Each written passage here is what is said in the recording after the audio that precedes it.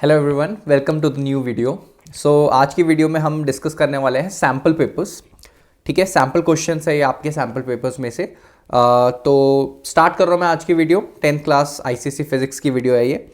Sample paper start कर रहे हैं एंड मैं चाहूँगा सब मेरे साथ प्रैक्टिस करें पेपर्स। ठीक है, सिर्फ यहाँ देखना नहीं है आपको। ठीक है, आप भी कॉपी और पेन निकालें और स्टार्ट करें। ठीक है, प्रैक्टिस बहुत इंपॉर्टेंट है। आपके कॉन्सेप्ट भी क्लियर करूंगा मैं अगर कोई नया कॉन्सेप्ट आता है इसमें, एंड बाकी क्वेश्चन तो हम सॉल्व करने ही वाले हैं।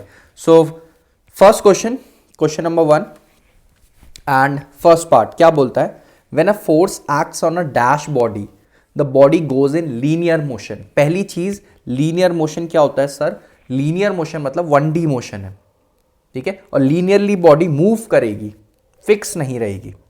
ठीक है, अब पहली स्टेशनरी रिजिड बॉडी, दूसरा स्टेशनरी फ्लेक्सिबल पिवोटेड, और third none of the above.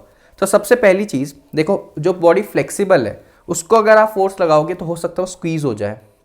ठीक है, या शेप चेंज कर ले अपना। जो पिवोटेड बॉडी, तो ये तो गया। पिवोटेड बॉडी मतलब कहीं फिक्स है, आपने यहां पे फिक्स कर दी हो। तो अगर अब आप इस पे फोर्स लगाओगे, राइट, अगर अब आप इस पे फोर्स लगाओगे तो मूव नहीं करेगी, ये रोटेट करेगी, टॉर्क।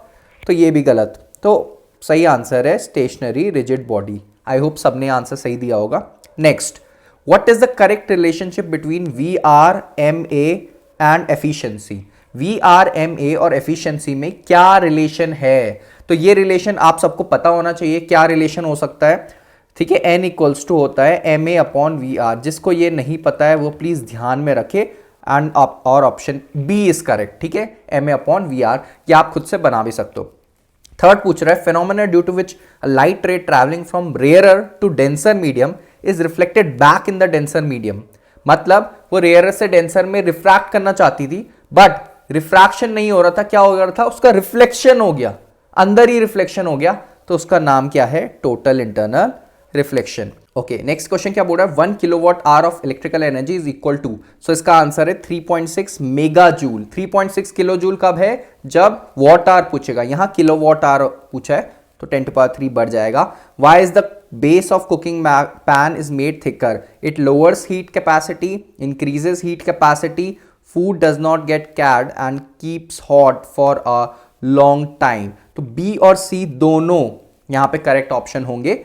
ये क्या कर रहा है? हीट कैपेसिटी को बढ़ा दे रहा है ताकि ठंडा होने में उसको टाइम लग जाए। ठीक है, now seventh question, a boy of mass 40 kg runs up a flight of 50 stairs each measuring 30 centimeter. potential energy gained. Sir potential energy का तो एक ही फॉर्मूला है हमारे पास, पहले से हम पढ़ते आए हैं, विच इज mgh फॉर्मूला है पोटेंशियल एनर्जी का, राइट। अब पोटेंशियल एनर्जी का फॉर्मूला mgh है, तो ध्यान देना इस बात पे। क्या होगा? पोटेंशियल एनर्जी mgh है, m कितना दे रखा? 40। सर g की वैल्यू यहां पे 10 बोला है लेने के लिए। सर h कितना है? 30 सेंटीमीटर और 50 की स्टेयर्स है, तो 30 इंटू 50 स्टेयर्स है, एक स्टेयर 30 सेंटीमीटर का है, तो 30 इंटू 50 कितना हो गया? 1500। सो 1500 सेंटीमीटर में सर हम तो सिर्फ मीटर की बात करेंगे, तो 15 4 is 60 and 20 more 6000 is the answer. ठीक है, आई होप आपको ये पता होगा। mgh पोटेंशियल एनर्जी यार mgh होता है। ठीक है ना। Next question, a piece of copper of mass 50 gram has specific heat capacity of this. The heat capacity of this piece of copper. आपके पास एक फॉर्मूला है, specific heat capacity into m is equal to heat capacity. ये formula आपको direct use करना है, answer आपको आ जाएगा। क्या बोला? Heat capacity equals to specific heat capacity into mass, तो C डैश जो है वो हीट कैपेसिटी है। Next, a copper conductor pivoted at A, sorry काटा हुआ है, this is not a thing, is placed between two poles of strong magnet, north south के बीच में रखा है। डायरेक्शन ऑफ करंट भी है, direction in the current moves, direction in which the conductor moves, मतलब फोर्स कहां लग रहा है? कंडक्टर पे फोर्स कहां लग रहा है? सो ध्यान दे देंगे, नॉर्थ साउथ ये है तो मैग्नेटिक फील्ड की डायरेक्शन ये है, और आपके पास एक ही फॉर्मूला है, Fleming's left hand rule, FBI। Sir F force जो हमें निकालना है, सर B क्या है? इधर लगेगा नॉर्थ से साउथ, सर I ये है, तो F कहां है? ऊपर। So it is coming out of the plane of paper. Left hand use करेंगे सब, राइट हैंड मत यूज कर लेना कोई। ठीक है, FBI force, B magnetic field होता है, और I क्या है? करंट की डायरेक्शन। तो हमने सब उसी डायरेक्शन में रखा, फोर्स आ गया। Next, which statement is not true for an actual machine. Actual machine मतलब जो रियल मशीन है, आइडियल केस नहीं। It can multiply effort, it can increase the speed, ठीक है स्पीड तो इंक्रीज कर सकती है।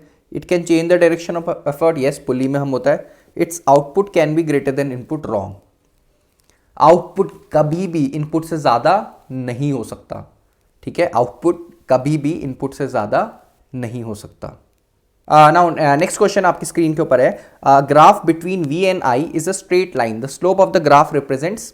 सर वी आई ग्राफ का स्लोप तो एक ही चीज़ बताता है, R equals to V upon I, मतलब आर रेजिस्टेंस है। B option is the correct option. Now the least penetrating radiation, आपको ये ध्यान रखना, अल्फा बीटा गामा के सारे प्रॉपर्टीज आपको ध्यान रखनी है, और इलेक्ट्रोमैग्नेटिक स्पेक्ट्रम में X rays, gamma rays, ultraviolet, इनकी भी प्रॉपर्टीज याद करनी है। तो लीस्ट पेनिट्रेटिंग होता है आपका अल्फा, क्योंकि हाईएस्ट पेनिट्रेटिंग कौन सा है, gamma. Now electric meter in the house records the consumption of energy, energy होता है ना किलोवाट आवर, ठीक है, किलोवाट आवर होती है जो हमारे घर में यूनिट होती है, किसकी यूनिट है, एनर्जी की। Now dash rays are use for satellite communication, radio waves, ये आप देख लेना, ठीक है। मैंने बताया आपको इनके प्रॉपर्टीज याद करनी है। Stretch wire between two fix supports is plugged exactly in the middle then and released, then it executes force vibration, ठीक है, आपने उसको प्लग करा है, फिर वो फोर्स वाइब्रेशन करेगा। Next, give two properties of which is common to all electromagnetic waves. पहली प्रॉपर्टी क्या है इलेक्ट्रोमैग्नेटिक, वो ट्रांसफर्स नेचर की होती है, एंड दूसरी प्रॉपर्टी क्या है, उनको मीडियम नहीं चाहिए, ठीक है, medium, they don't require any medium to propagate. Next, one use of infrared, infrared के बहुत सारे यूजेस है, आप देख सकते हैं कोई भी, ठीक है। ऑलराइट, सो नेक्स्ट क्वेश्चन देखते हैं यूनिफॉर्म मीटर स्केल का। अब uniform metre scale of weight 50 GF, 50 GF तो इस यूनिफॉर्म मीटर स्केल का वेट दे दिया भैया, और वेट हमेशा बीच में लगेगा 50 GF। पहले सब लोग खुद प्रैक्टिस करेंगे, उसके बाद देखेंगे। तो बीच में क्या लगा, 50 GF, जो नीचे लग रहा होगा। सर ये 50 GF आपने बीच पे क्यों लगाया 50 सेंटीमीटर के मार्क में, क्योंकि हमेशा जो वेट होता है वो सेंटर ऑफ मास में ही लगता है, और स्केल यूनिफॉर्म है तो बीच में लगेगा। Next, is balance at 60 centimetre mark, और 60 सेंटीमीटर मार्क में इसको पिवट करा गया है, ठीक। बोल रहा है when a weight of 15 GF is suspended at 10 centimetre mark, और 10 सेंटीमीटर मार्क में 15 GF का वेट है। Where must a weight of 100 GF भी सस्पेंडेड, अब 100 GF यहाँ कहीं सस्पेंड करना पड़ेगा टू बैलेंस इट, तो ये डिस्टेंस x ले लो। तो ये सारे, ये जो ढंग से देखना, ये जो दोनों है, ये जो दोनों वेट है लेफ्ट साइड, ये एंटी क्लॉकवाइज टॉर्क लगाएंगे, और 100 वाला क्लॉकवाइज। तो आप क्या करोगे, सारे एंटी क्लॉकवाइज टॉर्क को एक साइड रखोगे, मतलब 15 into what, 15 into 50 plus 50 into 10 is equal to 100 into X. यहाँ से आप x की वैल्यू निकाल लेंगे। आई होप मैं आपको ये बार बार एक्सप्लेन नहीं करूँगा। सारे एंटी क्लॉकवाइज टॉर्क एक तरफ, क्लॉकवाइज टॉर्क एक तरफ। जिसको ये नहीं पता है वो मेरी चैप्टर रिवीजन सीरीज देख सकता है, ठीक है, वहाँ पे मैंने अच्छे से एक्सप्लेन करा है आपको ये चीज़, ठीक है। तो x की वैल्यू आपकी निकल जाएगी। Next question, state the law of movement of force. Movement of force क्या बोलता है, अभी हमने करा है कि अगर कोई भी पिवेटेड बॉडी या कोई भी बॉडी इक्विलिब्रियम में है तो उसमें जितना एंटी क्लॉकवाइज टॉर्क लग रहा होगा उतना ही क्लॉकवाइज टॉर्क भी लगेगा। SI unit of movement of force is newton metre. How many single movable and single fixed pulleys are there in a system with velocity ratio 7। ठीक है, सिंगल मूवेबल कितने हैं और सिंगल फिक्स्ड कितने हैं अगर वेलोसिटी रेशियो क्या है 7 है, वेलोसिटी रेशियो 7 है, ठीक है। तो ब्लॉक एंड टैकल में हम क्या करेंगे, नीचे कितने रखेंगे 3 और ऊपर रख देंगे 4। तो फिक्स्ड कितने हो गए, ऊपर 4 तो फिक्स्ड हो गए ये हमारे, और ये मेरे मूवेबल हो गए, ठीक है। तो टोटल कितना वेलोसिटी रेशियो बन गया 7, ठीक है। ये ब्लॉक एंड टैकल का क्वेश्चन है। और नीचे जितने रहते हैं, सर आपने 4 पर नीचे 3 क्यों रखा, नीचे 4 पर 3 क्यों नहीं रखा, क्योंकि तो हमें हमेशा जो हमारे ऊपर फिक्स्ड वाले रहते हैं वो हमेशा इससे एक ज़्यादा होंगे या इसके एक इक्वल होंगे, ठीक है, या एक ज़्यादा या इक्वल, तो यही कॉम्बिनेशन बनता है। Next, state two condition for the formation of echo. Echo के लिए फॉर्मेशन के क्या क्या कंडीशन है सुन लो ढंग से। पहली कंडीशन ये है, फर्स्ट कंडीशन इज जितना डिस्टेंस होना चाहिए आपकी जो एक और रिफ्लेक्ट होके आएगी, ठीक है, उसमें जो टाइम इंटरवल होना चाहिए वो 0.1 सेकेंड का होना चाहिए एटलीस्ट, पहली चीज। दूसरी चीज, आपका जो रिफ्लेक्टिंग सरफेस है वो हमेशा वेवलेंथ से बड़ा होना चाहिए। आपकी जो साउंड की वेवलेंथ है उससे बड़ा होगा कौन? Reflecting surface. तो वेवलेंथ से बड़ा होना चाहिए रिफ्लेक्टिंग सरफेस। तीसरी चीज, आपकी साउंड में इतनी इंटेंसिटी होनी चाहिए कि वो वहां तक पहुंचे, वादियों तक, और वापस भी आए। राइट, आपको चिल्लाना, आपका एम्पलीट्यूड इतना ज्यादा रखना है। तो 3 कंडीशन मैंने आपको बता दी, बार बार पूछता है, ठीक है। Kinetic energy of a moving body is 40 joule. What will be is kinetic energy when velocity is doubled? बताओ, काइनेटिक एनर्जी कितनी दे रखी है?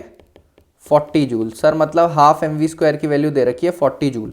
Sir next time kinetic energy बताओ जब वेलोसिटी डबल हो गई, मतलब हाफ m इंटू 2v का स्क्वायर। राइट, तो ये हो जाएगा half m into 2v is 4 times v का स्क्वायर। अब हाफ mv² की आपको वैल्यू क्या दे रखी है?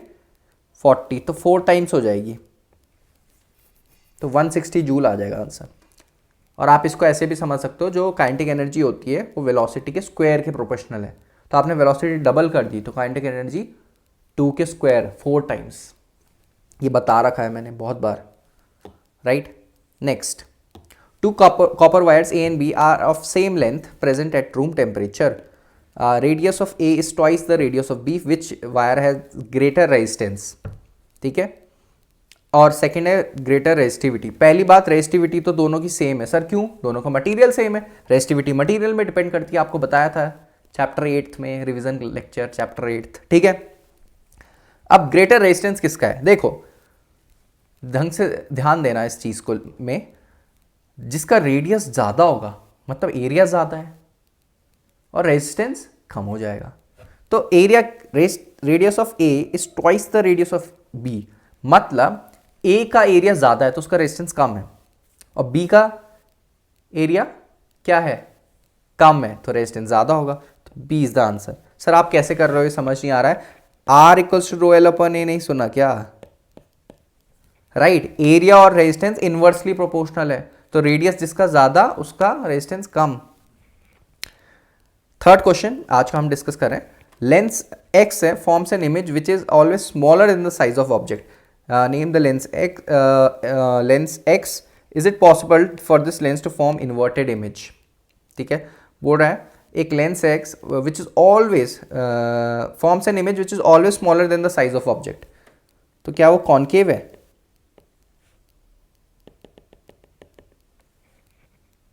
कॉन्वेक्स में तो बड़ी इमेज बन सकती है, कॉन्केव लेंस में हमेशा ऑब्जेक्ट से छोटी इमेज बनती है। देखो जैसे मान लो ये इमेज है, तो ये गया, एक कहाँ से जाएगा? एक आपको फोकस से जाते हुए दिखेगा, और जो ऑप्टिकल सेंटर से जाएगा वो है ऐसे। राइट, अगर हम फोकस के आगे रख दें, ठीक है, फोकस के आगे रख दे कॉन्केव लेंस में, मान लो ये फोकस है, इसके आगे रख दिया, तो एक जो सीधा जाएगा फोकस से जाते हुए दिखेगा, और एक जाएगा ऑप्टिकल सेंटर में, फिर से ऐसे बन रही है वेव। ठीक है, तो याद रखना कॉन्केव वो वाला लेंस दिख रहा है, तो is it possible for this lens to form inverted image? क्या इन्वर्टेड इमेज बन सकती है? तो आप इसमें देख सकते हैं। ठीक है, आपके पास चार्ट दिया है, आप उसको देखो, एंड उसको आपको, इसीलिए मैं आपको बोल रहा हूँ उसको देखने के लिए, ताकि आप उस चार्ट को पूरा ढंग से एक बार ध्यान में रख लो। वैसे आप हिट एंड ट्रायल से बता सकते हो, बट चार्ट पढ़ो वाला, ठीक है, उसको ध्यान में रखो, क्योंकि ये एक क्वेश्चन नहीं है जो आपको सॉल्व करना है। ऐसे टाइप के आपके बहुत क्वेश्चन है, कब तक करोगे? तो सच अच्छा चार्ट है जो, उसको कहीं नोट करो, बार बार नोट करो, एंड उसको दिमाग में बैठाओ। ठीक है, right. Give reason, switch is always connected to live wire. Live wire में कनेक्ट होना चाहिए। अगर न्यूट्रल वायर में कनेक्ट हुआ, अगर न्यूट्रल वायर में स्विच कनेक्ट हो गया, मान लो आपने न्यूट्रल वायर में स्विच कनेक्ट कर दिया, ठीक है, करंट फिर भी फ्लो नहीं होगा क्योंकि सर्किट इनकम्प्लीट है। बट इन केस अगर उस अप्लायंस पे आपका हाथ लग गया या कुछ भी और चीज लग गई जो कंडक्ट कर सकती है इलेक्ट्रिसिटी, तो सर्किट कंप्लीट हो जाएगा और आपको करंट लग सकता है। तभी लाइव वायर में हमेशा स्विच लगाया जाता है ताकि उस अप्लायंस तक ही कभी करंट ना पहुंच पाए। डिटेल डिस्कशन मैं हाउस होल्ड सर्किट में करूंगा। अर्थ पिन इज मेड थिकर, ये इसलिए होता है क्योंकि जो अगर करंट का कहीं से भी लीक हो जाए करंट, तो सबसे पहले अर्थिंग पकड़े, ठीक है, जो अर्थ पिन है उस पे जाए करंट, तभी उसको थिकर बनाया जाता है, राइट, ताकि वो हैवी करंट भी खींच पाए। थिकर भी होता है, लॉन्गर भी होता है, आपने देखा होगा। Now state two factors that affect strength of electromagnet, बहुत ही ईजी, आप नंबर ऑफ टर्न्स बढ़ा दो ठीक है, और या फिर क्या बढ़ा दो, करंट की इंटेंसिटी बढ़ा दो, दोनों में इलेक्ट्रोमैग्नेट का स्ट्रेंथ बढ़ जाएगा। Calculate the amount of heat energy required to raise the temperature of 100 gram of copper from 20 to 70 specific heat देर की। बहुत ही easy question sir. Sir Q का एक ही फॉर्मूला है, M C delta T. Sir M दे रखा है क्या, 100 ग्राम, तो उसको किस में ले लो, केजी में ले लो, क्योंकि आपको स्पेसिफिक हीट कैपेसिटी केजी में दी है। सो 0.1। सर सी की वैल्यू सर दे रखी है 390। Sir delta T change in temperature 20 से 70 गया तो मतलब 50। इसको सॉल्व कर दो, आंसर आ जाएगा। अगर आपको कैलोरीमेट्री की न्यूमेरिकल में प्रॉब्लम है, आप मुझे कमेंट कर सकते हो, मैं अलग से आपके लिए वीडियो बना दूंगा।